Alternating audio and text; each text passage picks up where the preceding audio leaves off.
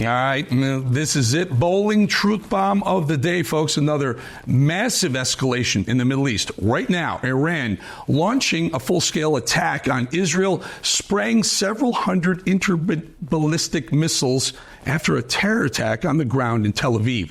This is unprecedented. Iran attacking Israel directly. As we speak, crude oil, $4 a barrel higher right now. Gasoline, folks, will be soaring in the days to come. Add that to a massive port strike crippling the Northeast. Watch out for a fire to break out in your wallets. That's Joe Biden. Thanks, Kamala. And by the way, thanks, Barack Obama.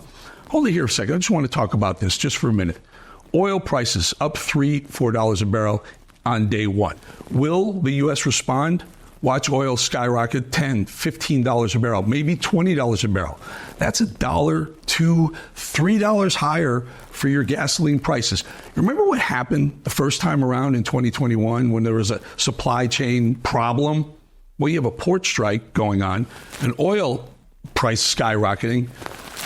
This couldn't be worse for Kamala Harris. This couldn't be better for Trump, but unfortunately, it couldn't be worse for our wallets and inflation. It's gonna heat up. So here's the same question and the prevailing theme.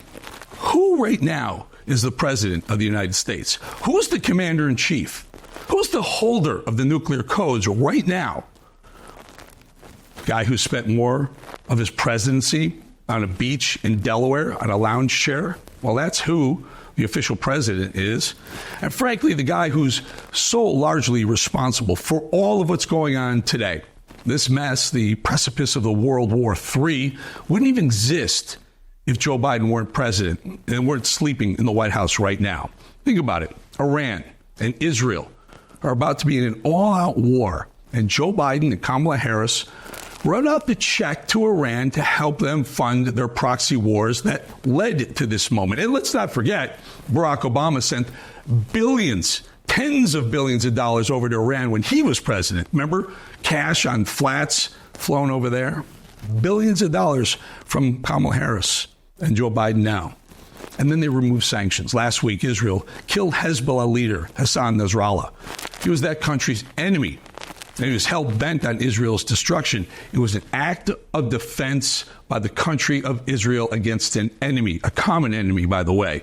And it sent a message to enemies around the world, too. That's what happens when you show strength, something Joe Biden and his White House cronies have absolutely no clue how to do. So, think about this. Under President Trump, was there an attack on Israel from Iran? No. Was there an attack on Ukraine from Russia? No. Was there an attack on Israel from Hamas? No. In fact, don't forget when Syria was messing around killing its own citizens. Syria. Trump was president. Xi Jinping was at the White House. They were having dinner at Mar-a-Lago. They're having dinner. And during dessert, Trump goes away for a minute. He comes back into the room during dessert. Xi Jinping, president of China, sitting next to him. He said, oh, by the way, I just bombed Syria. And guess what? Russian military members were on that military base, that air base that I just bombed. Can you imagine the reaction from Xi Jinping?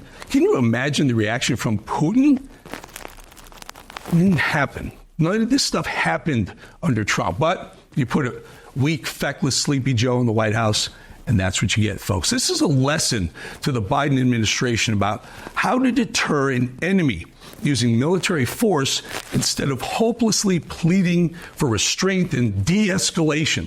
Sometimes you got to show strength.